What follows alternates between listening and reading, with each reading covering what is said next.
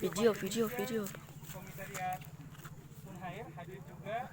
Begini, sama sih itu orang konsentrasi ini. Terlaksana karena kolaborasi hati, bukan kolaborasi SPPD dan lain sebagainya. Gitu ya, kolaborasi hati. Kita semua mau untuk sama-sama punya literasi perjalanan. Bahasa simpel orang bilang pengalaman. Tadi kita biasa mengatakan supaya lebih enak gitu ya. Literasi perjalanan, bukan hanya literasi membaca dan literasi tatap muka, tapi literasi perjalanan. Karena selalu Anda yang saya ke depan Dumpi mana? sebuah harus berdamai dengan begitu banyak taksa. Bagaimana memberi nama, memberi pengenalan sebuah objek. Kita selalu dikenali dengan taksa baru. Baru 2 tahun terakhir kita dikenali dengan Merdeka Belajar, Kampus Merdeka. Nah, walaupun sementara, gitu ya, Merdeka Belajar Kampus Merdeka itu masih kadang-kadang membuat kita terpenjara oleh administrasi, terpenjara oleh ketidakbakuan SOP yang ada. Kita masih kadang-kadang bingung mau bagaimana, gitu ya. Tapi paling tidak hari ini kita betul-betul mengejawantahkan, gitu ya, memberikan warna Merdeka Belajar yang sebenarnya. Yang namanya Merdeka Belajar itu bukan hanya membaca, bukan hanya tatap muka, tapi bagaimana kita mengenali langsung di tingkat tapak. Apa yang kita pelajari di kelas harus kita pelajari langsung di lapangan. Tongole, sebuah kelurahan baru pemekaran dari Marikurubu, Kelurahan Marikurubu adalah sebenarnya situs lama, lokus lama, di mana mungkin salah satu situs tertua, salah satunya selain Foramadiahi, gitu ya. Kita bersyukur berada di sini. Di kampung ini, saya pakai bahasa kampung ya, lebih enak kampung ya, bukan kelurahan itu bahasa nasional gitu. Di kampung ini, disinilah ada banyak hal yang kita kenal. Salah satunya cengkeh tertua ada di sini. Gitu ya. Ternyata tidak hanya cengkeh tertua. Saya dapat informasi ada juga pala yang memang telah hadir ratusan tahun yang lalu ada di sini. Di sini juga ada sumber air yang merupakan bentuk model tata kelola air awal di pulau vulkanik yang ada di air TGTG. Nanti kita juga sampai nanti pada zaman Jepang, geliat penjajahan, kegiatan pada saat zaman Jepang hadir ada di sini. Kita akan sampai telusuri bunker zaman Jepang, ya.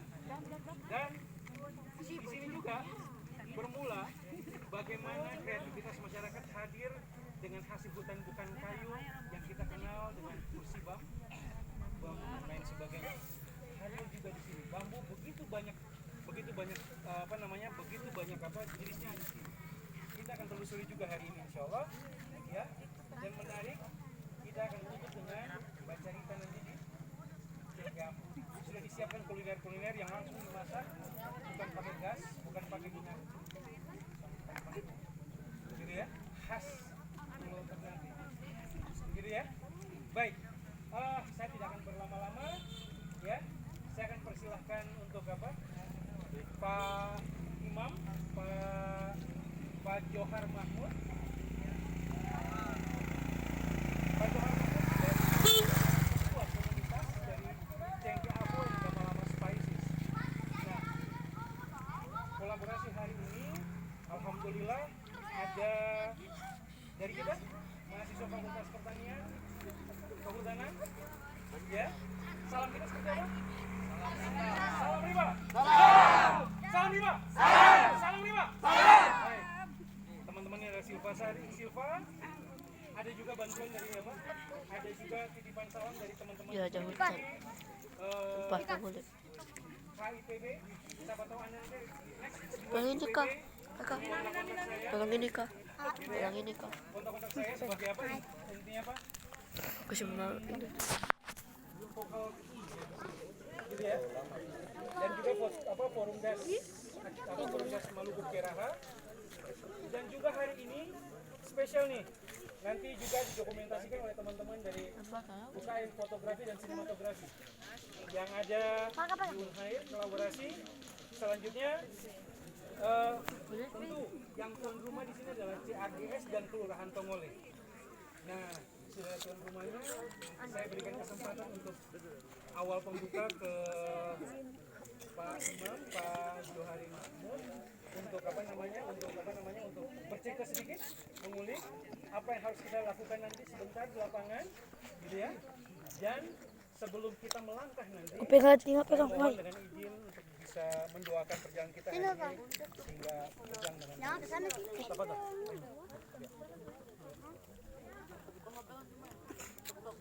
Baik, assalamualaikum warahmatullahi wabarakatuh. Waalaikumsalam warahmatullahi wabarakatuh. Selamat pagi. Semangat pagi. Baik, terima kasih adik-adik sekalian yang telah mengunjungi di Kelurahan Tongole khususnya Tikno Revolusi yang berada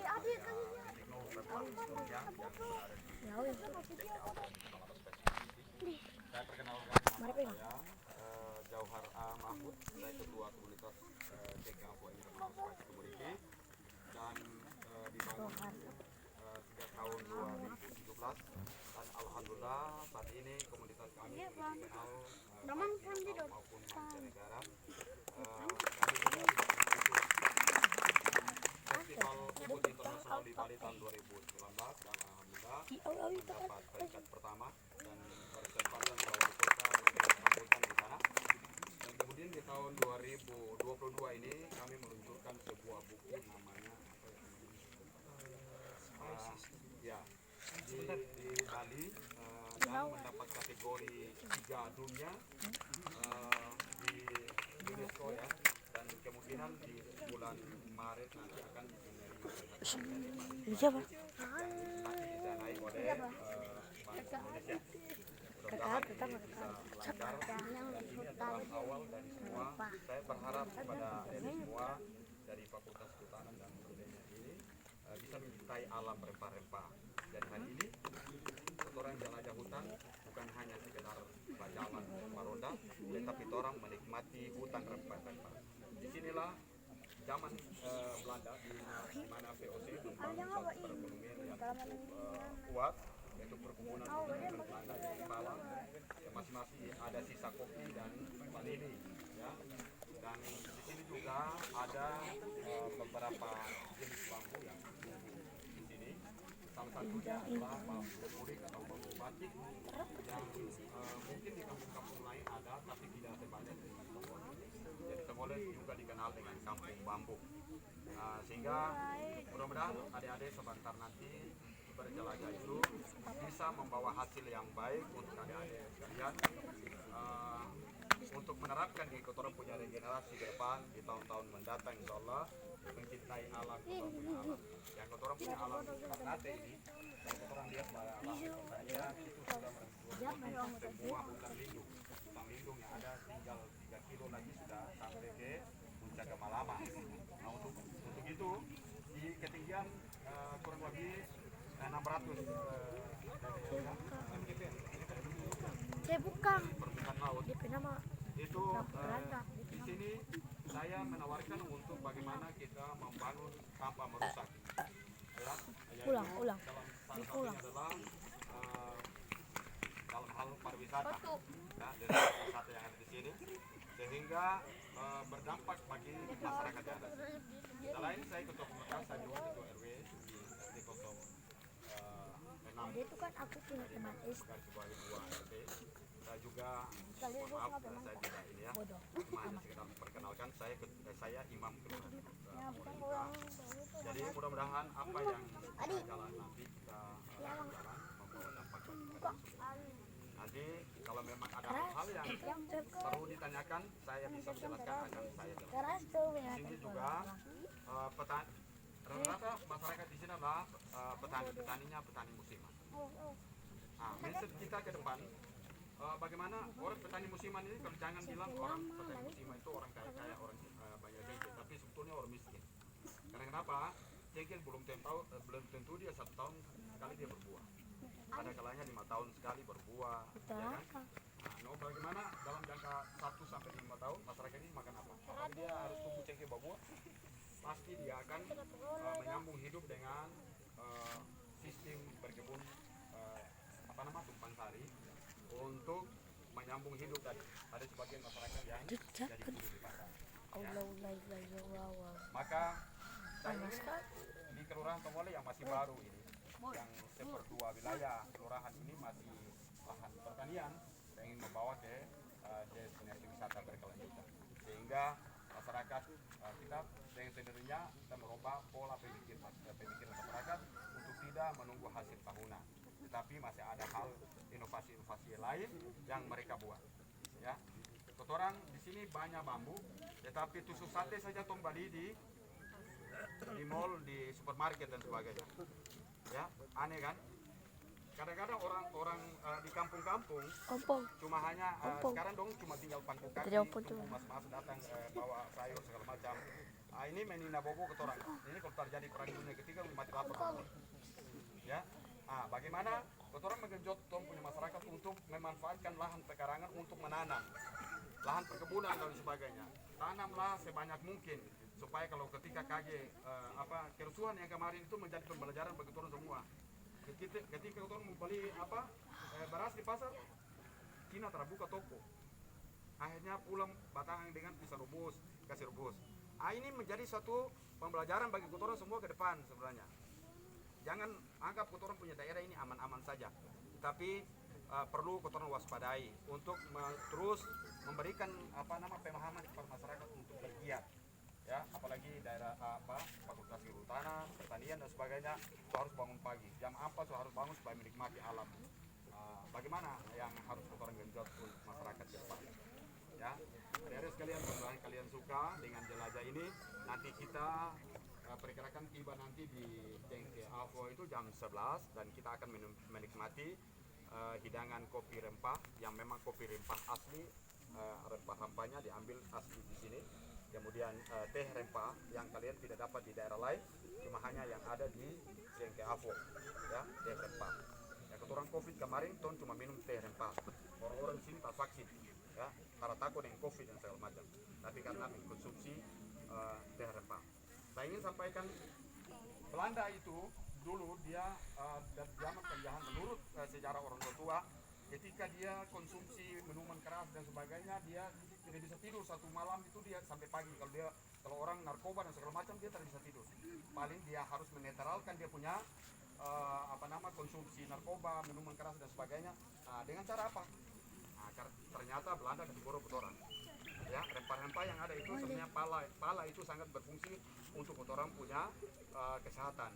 Ya, pala itu kalau mau susah tidur, mau rendam biji pala, pala 2 biji pala, kemudian rendam dengan air panas dan mau minum, kemudian mungkin 5 menit kemudian mau mengantuk gitu. Jadi kalau sirup pala jangan minum terlalu banyak pada saat mau bawa motor, ini mengantuk. Nah, itu sebenarnya rahasia daripada. Kemudian kopi rempah dan teh rempah. Saya ingin sampaikan penghuni semua bahwa orang tua dulu minum kopi terpakai gula, tapi dorong terkena hipertensi. Ya, minum teh musi manis, tapi dorong terkena diabetes. Kenapa? Karena dorong suka netral dengan hasil rempah-rempah tadi, yaitu kayu manis, pandan dan sebagainya. Ya, mudah-mudahan ini bermanfaat bagi kalian semua. Saya yakin di antara adik-adik semua pasti ada orang Ternate asli, ada orang. Tapi orang belajar sejarah orang tua di zaman itu. Nah, kenapa orang punya makanan yang harus dikemas dalam bambu? Supaya mau dimakan, mau ingat orang tua dulu saking susahnya lari di penjajahan, lari di hutan, karena ada wadah yang dong memasak di dalam bambu yang kasih nama dong masak rimo, jadi masak tanpa air. Itulah sehingga orang makan juga ingat orang tua dulu saking susah. Ya, itu yang saya ingin kembangkan tadi. Itu mungkin dari saya. Terima kasih, mudah-mudahan kalian suka. Mari kotorang ya, sebelum kotorang berangkat mungkin nanti sebentar kotorang berdoa dan sampai mudah-mudahan hari ini sampai sore jangan hujan dulu, sampai di tempat tanpa acara dulu baru ya sampai rumah baru hujan, insyaallah mudah-mudahan. Mungkin itu yang dapat saya sampaikan. Terima kasih. Wabillahi taufiq wal hidayah. Wassalamualaikum warahmatullahi wabarakatuh.